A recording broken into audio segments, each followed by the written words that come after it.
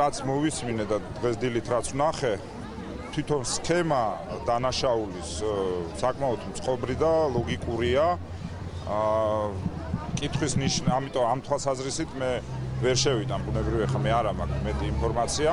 ბუნებრივია ისე როგორც მე, ისევე ალბათ საზოგადოების ძალიან ბევრ წევრს გაუჩნდება შეკითხვა იმ ბუნდოვანებასთან დაკავშირებით, რაც თუნდაც აი ამ ყველაფრის გამოცხადებას ახდა თან.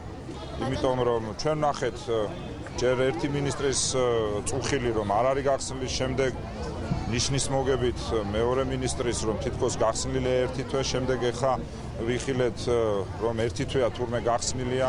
წინააღმდეგობრივი იყო განცხადებაც ჩემის აზრით შინაგან საქმეთა სამინისტროს რომ საზოგადოებას ყოველ შემთხვევაში ეს შტაბი-შლება შეექმნა რომ სასამართლომ აღკვეთი მიუსაჯა და დაპატიმრებულია და თურმე დაპატიმრებული კი არა პირი საერთოდ საქართველოს მოქალაქე არაა და საქართველოსთან არ განხორციელებულა. ამიტომ მე არ ვიცი ეს პრობლემები არის, მაგრამ ეს შეიძლება იყოს მთავრობის შიდა კომუნიკაციის პრობლემები და მთავრობის კომუნიკაციის საზოგადოებასთან, რომელსაც შეიძლება რეალურად გამოძიებასთან არ ქონდეს კავშირი, ამაზე მეც მე ვერ ვიცი. აი რაც შეიძლება